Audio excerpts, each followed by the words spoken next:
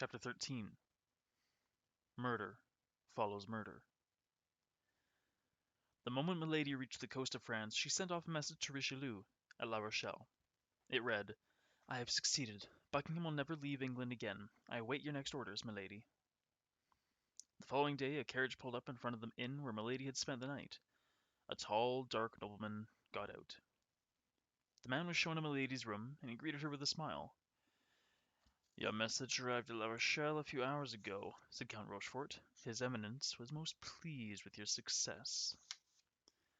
"Good," said Milady. "And now that the cardinal's business is done, I shall devote myself to my own plans. Has his Eminence discovered where Madame Bonacieux is?" "Of course, Milady," said Rochefort.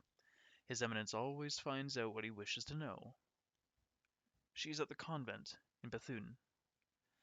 "Then we must prepare to leave immediately for Béthune," said Milady.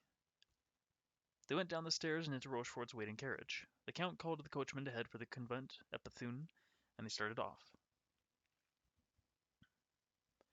Neither the court nor Milady noticed a plump young man walking towards the inn from the ship that had just arrived from France.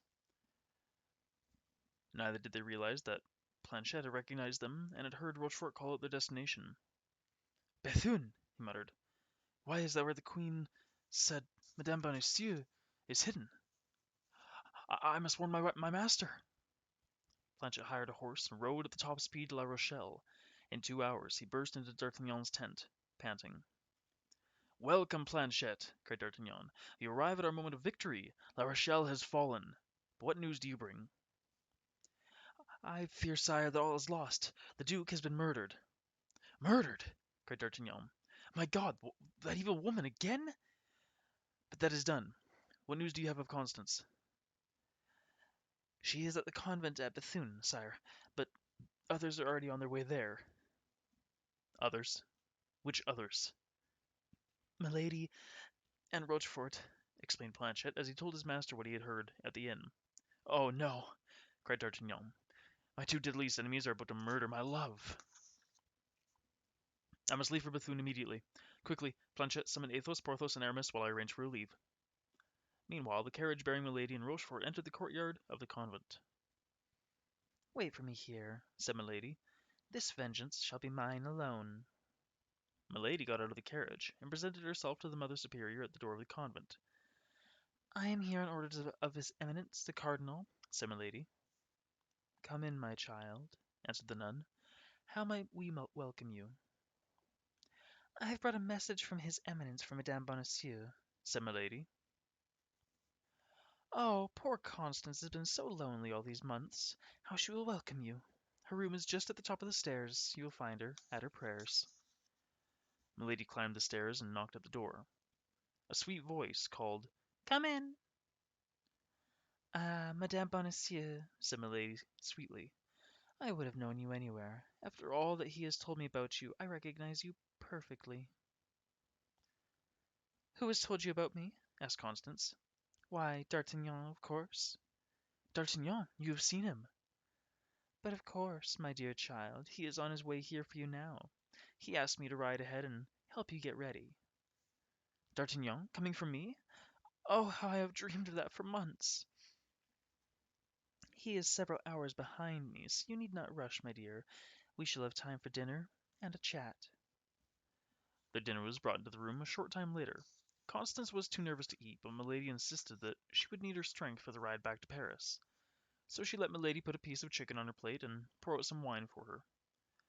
But as Milady poured the wine into Constance's glass, she opened a large ring on her finger and emptied a reddish powder into the wine. "Come, come," said Milady, raising the glass. "do as I do." Constance, in her excitement, drained the glass, along with Milady. Just as they were putting down their glasses, they heard the sound of horses outside the convent. Constance rose to go to the window, but immediately fell to her knees and turned pale. Milady, however, hurried to the window and recognized the plumed hats and the red cloaks of the Musketeers. She turned from the window and rushed out of the room. "Wait for me," gasped Constance, as she tried to drag herself to the door. But she managed to go only a few inches before she sank to the floor, unable to hear her name being called or the sound of boots rushing up the stairs. D'Artagnan burst into the room, followed by his friends. He fell to his knees and lifted the woman he loved in his arms. He covered her face with kisses, but her cold lips did not return them. Porthos shouted for help at the top of his lungs.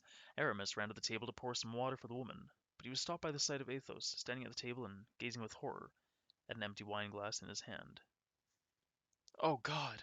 cried Athos, lifting his eyes to heaven. "How could you permit this crime?" Then he walked slowly to D'Artagnan, who still clung to the lifeless body in his arms. Athos lifted him up gently, and D'Artagnan buried his face in his friend's chest and broke into tears. "My friend," said Athos, "be a man. Women weep for the dead, men avenge them." D'Artagnan broke away from Athos, and cried, "Then after them. First Rochefort, then Milady." "No," said Athos, "I shall take care of myself. That vengeance is mine. A husband owes that much to his wife." Porthos and Aramis looked at Athos, stunned. His wife? But D'Artagnan nodded. Yes, this vengeance did belong to Athos. D'Artagnan ran down into the courtyard and dragged Rochefort from the carriage. "You murderer!" he screamed. "You shall pay for your crimes!" And there began the most terrible clashing of swords ever to be seen in the history of France. From the courtyard to the chapel, up the stairs and down along stone corridors and inside rooms, the two men fought like tigers. 10 minutes, 20 minutes, 30 minutes. And then Rochefort's sword sliced D'Artagnan's in two, but even this did not stop the enraged Gascon. With the cut-off sword in his hand and murder in his heart, D'Artagnan lunged at Rochefort, sending the stump of his sword into Rochefort's chest, and out through his back. Both men fell, Rochefort dead, and D'Artagnan gasping for breath. Porthos and Aramis came running to help him.